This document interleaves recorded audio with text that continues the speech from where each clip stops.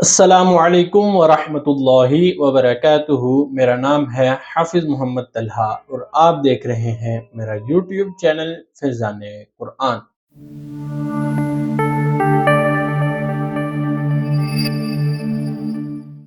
سب سے پہلے درود پاک نبی اکرم صلی اللہ تعالی علیہ وآلہ وسلم کی ذات مبارکہ پر، صلی اللہ تعالی علی محمد صلی اللہ علیہ وآلہ وصحبہ وبارک وسلم۔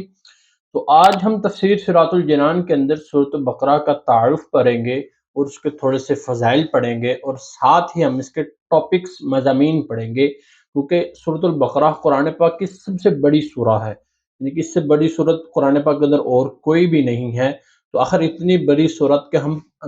پڑھنے کیا جا رہے ہیں، تو اس کے جو چند اہم موضوع ہیں ہم وہ پڑھیں گے کہ ہم اس کے اندر پڑھنے کیا جا رہے ہیں، تھوڑے سے فضائل ہیں اور اس کا تعارف ہے۔ تو بلا تخیر ہم چلتے ہیں تفسیر صراط الجنان کی طرف۔ سورۃ البقرہ کا تعارف۔ مقام نزول: حضرت عبداللہ بن عباس رضی اللہ تعالی عنہ کے فرمان کے مطابق مدینہ منورہ میں سب سے پہلے یہی سورہ بقرہ نازل ہوئی۔ اس سے مراد ہے کہ جس سورت کی آیات سب سے پہلے نازل ہوئی، یعنی کہ قرآن پاک تھوڑا تھوڑا کر کے نازل ہوتا رہا ہے۔ یہ قرآن پاک ہمیں کبھی بھی ایک ساتھ نازل نہیں ہوئی کہ سورۃ البقرہ پوری نازل نہیں ہوئی، یعنی کہ آقا کریم علیہ السلام جب ہجرت کر کے مدینہ منورہ کے اندر تشریف لے کر آئے تو یہ اس سورت کی یہی پہلی سورہ تھی جو وہاں پر نازل ہوئی۔ اس سورت کی چند آیات یعنی کہ جو سب سے پہلے مدینہ منورہ کے اندر نازل ہوئی، سواری سورۃ بقرہ مدینہ منورہ کے اندر ہی ہے، لیکن بعد آہستہ آہستہ کر کے ایک ساتھ نہیں، اس بات کو آپ نے یاد رکھنا ہے۔ اس سورت میں 40 رکوع، 286 آیتیں،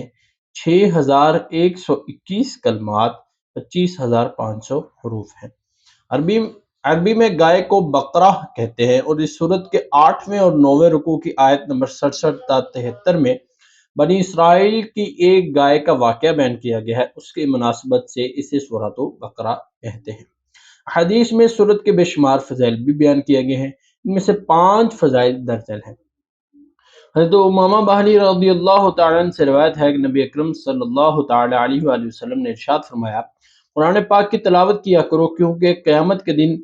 اپنی تلاوت کرنے والوں کی شفاعت کرے گا، اور روشن صورتیں یعنی سورہ بقرہ اور سورۃ آل عمران پڑھا کرو، کیونکہ یہ دونوں قیامت کے دن اس طرح آئیں گے جس طرح 2 بادل ہو، یا 2 سائبان ہوں، یا 2 اڑتے ہوئے پرندوں کی قطاریں ہوں۔ یہ دونوں صورتیں اپنے پڑھنے والوں کی شفاعت کریں گی۔ سورہ بقرہ پڑھا کرو، کیونکہ اس کو پڑھتے رہنے میں برکت ہے، اور نہ پڑھنے میں ثواب سے محروم رہ جانے پر حسرت ہے، اور جادوگر اس کا مقابلہ کرنے کی طاقت نہیں رکھتے۔ اس حدیث مبارکہ سے سورۃ البقرہ کی فضیلت کا اندازہ لگائیں۔ یاد رکھیں،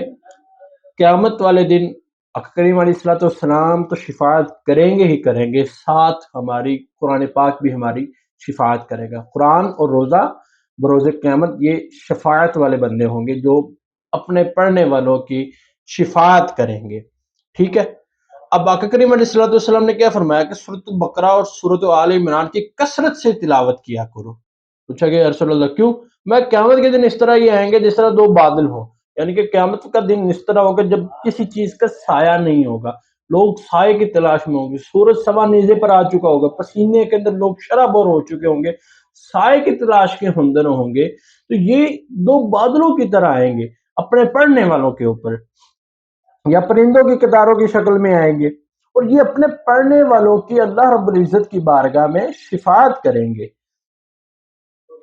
پھر آقا کریم علیہ السلام نے فرمایا کہ سورۃ بقرہ پڑھا کرو، کیونکہ اس کو پڑھنے میں برکت ہے۔ آپ اگر دکان کے اندر بھی سورۃ بقرہ کی تلاوت چلاتے ہیں،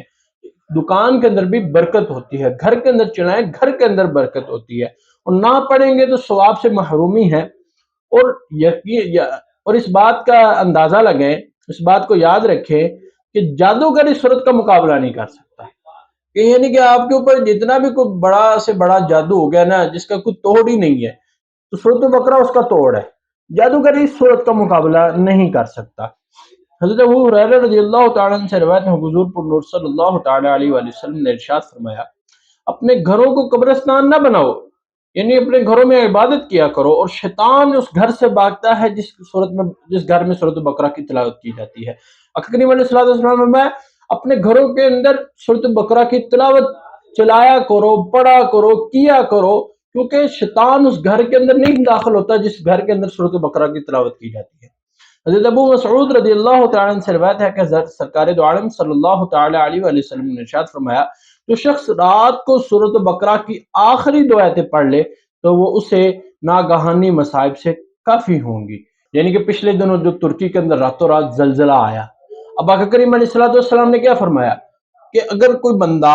سورۃ بقرہ کی آخری دو آیتیں پڑھ لے تو رات کے وقت جو ناگہانی آفتیں آتی ہیں، یعنی کہ زلزلہ آ گیا، مکان کی چھت گر گئی یا بارش آ گئی، کچھ بھی ہو گیا جو رات کے وقت آپ کو اچانک سے مصیبت کے اندر بندہ پڑ جاتا ہے، تو آقا کریم علیہ السلام نے فرمایا کہ جس شخص نے رات کو سونے سے پہلے سورۃ بقرہ کی آخری دو آیتیں پڑھی ہوں گی وہ ان مصائب سے بچا رہے گا، اس دو آیتیں اس کے لیے کافی ہوں گی۔ حضرت ابو ہریرہ رضی اللہ تعالیٰ عنہ سے روایت ہے کہ حضور پر نور صلی اللہ تعالیٰ علیہ وسلم نے ارشاد فرمایا، ہر چیز کی ایک بلندی ہے اور قرآن کی بلندی سورۃ بقرہ ہے، اس میں ایک آیت ہے جو قرآن کی تمام آیتوں کی سردار ہے اور وہ آیت آیت الکرسی ہے۔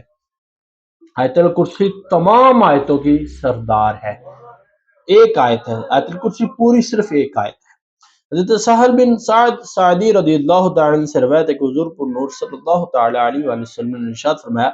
جس نے دن کے وقت اپنے گھر میں سورۃ بقرہ کی تلاوت کی تو 3 دن تک شیطان اس کے گھر کے قریب نہیں آئے گا، سبحان اللہ۔ اور جس نے رات کے وقت اپنے گھر میں سورۃ بقرہ کی تلاوت کی تو 3 راتیں اس گھر میں شیطان داخل نہ ہوگا۔ دیکھیں کتنی پیاری حدیث مبارکہ ہے کہ اپنے گھروں کے اندر سورۃ بقرہ کی تلاوت چلایا کرے۔ آپ پڑھ نہیں سکتے، آپ کو سورۃ بقرہ آتی نہیں ہے، آپ کے پاس آڈیو موجود ہے، یوٹیوب موجود ہے، آپ ہلکی آواز کے اندر سورۃ بقرہ کی تلاوت چلایا کریں۔ ہر بندے کے اوپر لازم نہیں ہے کہ وہ سارے گھر والے بیٹھ کر اس کو سنیں، ٹھیک ہے، اگر آپ ادب کے ساتھ پوری سورۃ بقرہ سن سکتے ہیں تو بہت ہی اچھی، اس سے بڑی کوئی بات نہیں ہے، لیکن اگر آپ نہیں سن سکتے تو قرآن گھر کی ایک جگہ پر ہلکی آواز کے اندر سورۃ بقرہ کی تلاوت چلایا کرے، اس سے بھی برکت ہوتی ہے۔ اور پھر جس گھر کے اندر سورۃ بقرہ کی تلاوت کی جائے 3 دن تک شیطان اس گھر کے قریب بھی نہیں بھٹکتا۔ وآخر دعوانا ان الحمد للہ رب العالمین۔ تو یہ ہم نے سورۃ بقرہ کے کچھ تھوڑے سے فضائل اور تھوڑی سی تعارف پڑھا ہے، ابھی تو بیچ میں ایک صفحہ میں نے پورا اسکپ کر دیا، تو وہ آگے انشاءاللہ پھر جس طرح ہم پڑھتے جائیں گے وہ سارے مضامین بھی ہم پڑھیں گے۔ تو ویڈیو پسند آئی، ویڈیو کو لائک لازمی کرنا، چینل کو سبسکرائب کرنا، مجھے اپنی دعا میں یاد رکھنا۔ میں ملتا ہوں آپ کو اگلی ویڈیو میں، تب تک کے لیے اللہ حافظ۔